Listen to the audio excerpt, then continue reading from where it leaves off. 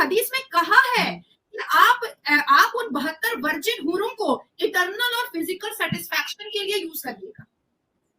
मैं बार बार कह रही हूँ ये जन्नत है या कोठा है। मतलब मुसलमान नीचे धरती तो गंदा कर ही रहा है, बच्चे पैदा कर करके पढ़ाए, नहीं पढ़ाए, जाहिल बनाए, चपट बनाए, आतंकवादी बनाए, कुछ भी बना दे। इसने आसमान पे भी बच्चा पैदा करना है। इसने इतनी गर्मी है, इतनी ठंड है, इसने आसमान पे भी बच्चा पैदा करना है। तो कितने ऐसे मुसलमान हैं अंबर, आप मुस्लिम एरिया मोहल्ला में जाइएगा जो लुंगी के अंदर चट्टी नहीं पहनता है। जय हिंद दोस्तों, स्वागत करता हूं आपके अपने YouTube चैनल में। दोस्तों बड़ी ही जबरदस्त डिबेट लेके आया हूं नाजिया इलाही खान की और अंबर जैदी की। तो यार वीडियो को ना पूरा देखना। आज की वीडियो अगर आपने स्किप कर दी ना तो बहुत ज्यादा इंटरटेनमेंट आप मिस कर दोगे। तो वीडियो को बड़ी ही मजे के साथ देखना यार, काफी जबरदस्त फैक्ट बताती है नाजिया इलाही खान। मैं तो इनका फैन हो गया हूं, तो आप भी वीडियो को पूरा देखना।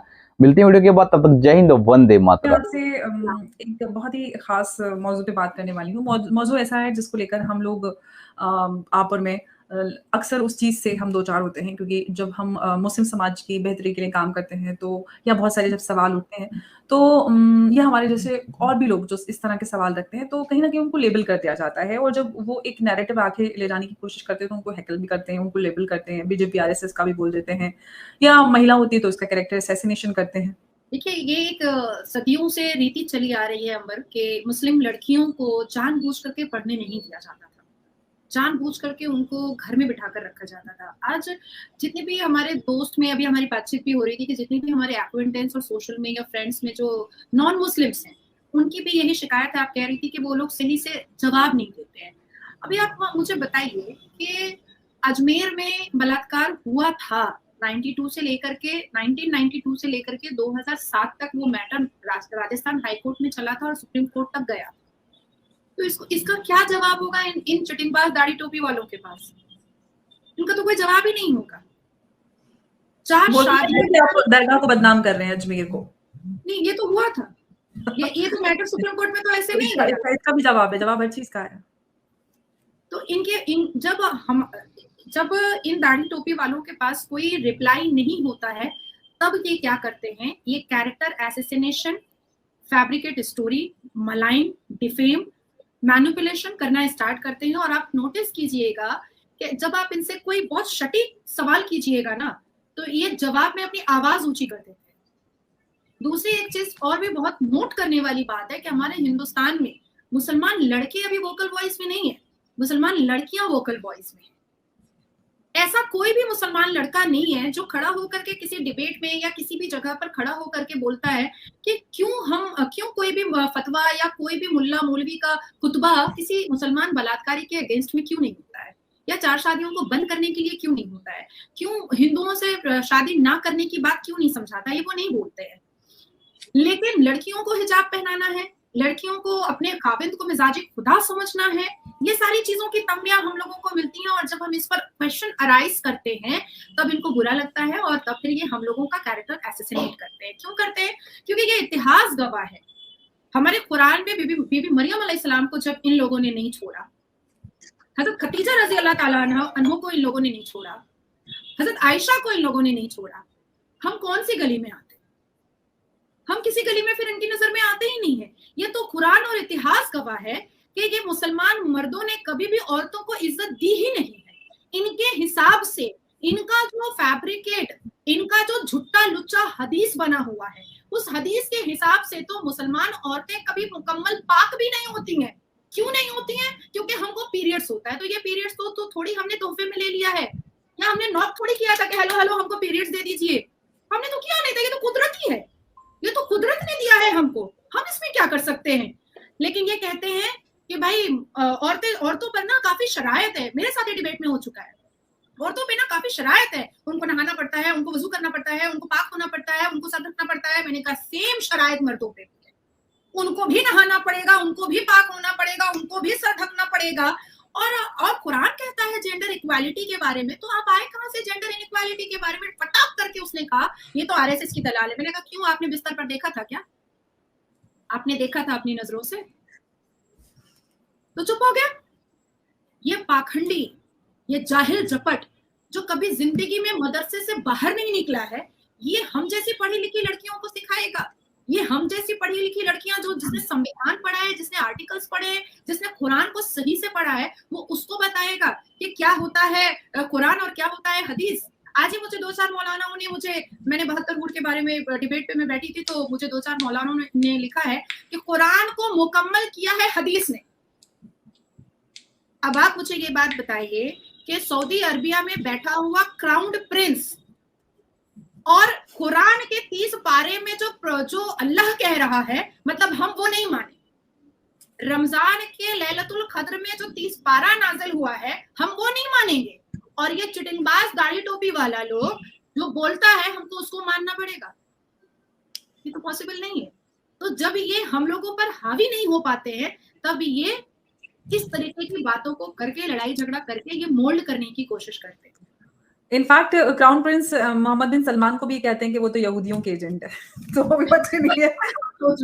देखिए, कुरान गवाह है इस चीज के लिए। इससे तो जो भी डिनाई करेगा उसको 2 तमाचा खींच के मार देना चाहिए, जो भी मौलवी मुल्ला डिनाई करेगा। कुरान कहता है, कुरान में कहीं नहीं लिखा हुआ है कि प्रॉफिट मोहम्मद ने अपने नाम के आगे हाजी लगाया है, कहीं नहीं लिखा हुआ। पूरे हिंदुस्तान में और महज पाकिस्तान में देखिएगा, जो भी लुच्चा झुट्टा हज करके आता है, मारा हुआ सूद का पैसा से, इधर उधर का पैसा से, सबसे पहले हाजी बरकतुल्लाह, हाजी ये, हाजी वो। भैया प्रॉफिट मोहम्मद, उन्होंने अपने नाम के आगे हाजी नहीं लगाया। तू कौन सा मुसलमान है जो तू अपने नाम के आगे इतना बड़ा बड़ा हाजी टैग लगा के घूम रहा है? तो आप यहाँ से इनके थॉट प्रोसेस को समझिए कि ये कुरान नहीं मानना चाहते हैं, क्योंकि कुरान में किसी भी तरीके की बदतमीजियां सिखाई ही नहीं गई हैं। ये जो 72 हूर को लेकर के जो अभी इतना तबसरा चल रहा है, इतनी जंग का अखाड़ा खुला हुआ है, इसलिए तो कुरान में जिक्र ही नहीं है। ये तो हदीस में जिक्र है, और हदीस में कहा है कि आप उन 72 वर्जिन हूरों को इटर्नल और फिजिकल सेटिस्फैक्शन के लिए यूज करिएगा। मैं बार बार कह रही हूं कि जन्नत है या कोठा है क्या? और बड़ा तेजी है इन लोगों को भैया। कुछ मौलाना तो यहाँ तक कह देते हैं कि ऊपर भी बच्चा होगा लेकिन लेबर पेन नहीं होगा। आपको अगर चाहिए होगा अंबर, तो मैं वो आपको वीडियो क्लिप भेज दूंगी, आप सुनिए। उसने कहा है कि उन 72 हूरों से, मैं खुदा की कसम आपको, मैं वीडियो क्लिप भेज दूंगी आपको, आप उसको देखिएगा। वो 72 हूरों से बच्चा होगा, लेकिन किसी ऑपरेशन का, किसी इन सब स्लाइन का, ब्लड का, इन सब चीजों का जरूरत नहीं होगा। मतलब मुसलमान नीचे धरती तो गंदा कर ही रहा है, बच्चे पैदा कर करके पढ़ाए, नहीं पढ़ाए, जाहिल बनाए, चपट बनाए, आतंकवादी बनाए, कुछ भी बना दे। इसने आसमान पे भी बच्चा पैदा करना है। इसने इतनी गर्मी है, इतनी फर्क है कि इसने आसमान पे भी बच्चा पैदा करना है। मतलब आसमान पे जन्नत को जाकर के भी इसने एकदम पूरा कबाड़ खाना बना देना है, बच्चा पैदा कर करके। पढ़ाने की तहजीब, तमीज, पढ़ाई, शिक्षा, कोई गोल, कोई करियर, कोई पाथ, कोई एम, इन सब चीजों से मतलब नहीं है। बच्चा पैदा करना है। क्यों बच्चा पैदा करना है? क्योंकि मदरसे में सिखाया गया है कि मुसलमान कौम को अगर आगे बढ़ाना है तो ढेर सारा बच्चा पैदा करो। तो जन्नत में क्या आगे बढ़ाएंगे? वो तो पहुंच गए जन्नत, अब जन्नत में क्या आगे बढ़ाएंगे? उनको वहां भी देखिए, क्यों 4 शादी करते हैं? क्योंकि 4 सेक्स टॉय चाहिए होता है। क्यों उनको ऊपर में 72 हूरें चाहिए? क्योंकि 72 वर्जिन सेक्स टॉय मिलेगा। मतलब इनके लिए सारी चीजों से बढ़ करके सेक्स है। इनके लिए सारी चीजों से बढ़ करके है कि जब औरत बिस्तर पर नीचे आती है तो वो ये सोचते हैं कि मैंने औरत को दबा दिया, अब औरत मेरे से नीचे हो गई है। तो ये उनका मेंटल सेटिस्फैक्शन है। आप मुसलमान फैमिली में ऐसा कोई भी एग्जाम्पल मुझे दीजिए कि औरत जो है, बीवी जो है, वो बहुत ऊंचे पद पे है और हस्बैंड उसको सपोर्ट कर रहा है। हम हिंदू में, क्रिश्चियन में, ईसाई में, पंजाबीज में, सब में देख लेते हैं कि भाई हस्बैंड बहुत सपोर्टिव है। वाइफ जो है वो डिप्यूटी स्पीकर है, हस्बैंड जो है वो एक काउंसलर है, पर वो अपनी बीवी को बहुत मान सम्मान दे रहा है, पिलर बन के खड़ा हुआ है। लेकिन यहाँ तो मुसीबत ऐसी है मुस्लिम कम्युनिटी में कि पढ़ी लिखी लड़कियों का भी रिश्ता नहीं आता है कि भाई इतना पढ़ ली है, पता नहीं क्या होगा। मैं बहुत, शायद इसको लोग मजाक में लेंगे, मैं अक्सर बहुत सारी मेरी फ्रेंड्स लोग आती रहती हैं तो मैं उनको बोलती हूँ कि भाई अब तो बहुत उम्र हो गई है, मेरा बेटा भी 14 साल का हो गया, 10 साल के बाद वो भी घर बसा लेगा, अब मेरे लिए एक बॉयफ्रेंड ढूंढो। तो वो लोग कहती है कि तू मुसलमान कम्युनिटी से, तेरी एक स्पीच सुन करके ना कोई बॉयफ्रेंड तेरा प्रपोजल एक्सेप्ट नहीं करेगा।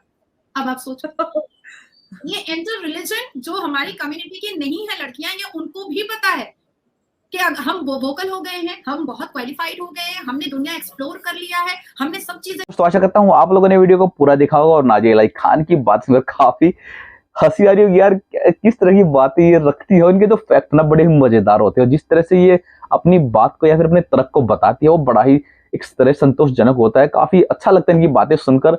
लेकिन यार कहीं ना कहीं ये एक तरह से चीजें दिखाती है कि यार कहीं ना कहीं मुस्लिम लड़कियां अभी जागरूक हो रही हैं, क्योंकि ये भी एक मुस्लिम लड़की है और सुप्रीम कोर्ट की वकील है यार। इतनी पढ़ी लिखी लड़की, इतनी एजुकेटेड लड़की और इतनी अच्छी बातें करती है, तो हम सभी को एक तरह से नहीं ले सकते, क्योंकि यार ये भी मुस्लिम है, ये भी मुसलमान है, लेकिन इसका जो नजरिया, इसका जो सोच है, मेंटल लेवल, वो काफी एडवांस हो गया है और ये कहीं ना कहीं वो सारी चीजें समझ गई है जो बाकी मुस्लिम लड़कियां नहीं समझ पा रही है। एक ऐसी फैमिली में रहती है जहां पर वो लोग सिर्फ मदरसा सिस्टम पर ही विश्वास करते हैं। तो मेरी बहनों से निवेदन करता हूँ कि यार आप ये ऐसी वीडियोस देखें, ऐसी महिलाओं से, ऐसी औरतों से मिले, उनसे कुछ सीखे कि किस तरह से लाइफ चलती है और आप कहाँ पर हैं और फिलहाल दुनिया कहाँ पर पहुंच चुकी है। दोस्तों, आपको वीडियो कैसी लगी कमेंट्स में जरूर बता देना और आप नाजिया इलाही की इस डिबेट के बारे में क्या कुछ कहते हैं उसके बारे में जरूर अपना सुझाव दे देना। मिलते हैं कुछ वीडियो के साथ, तब तक जय हिंद, वंदे मातरम।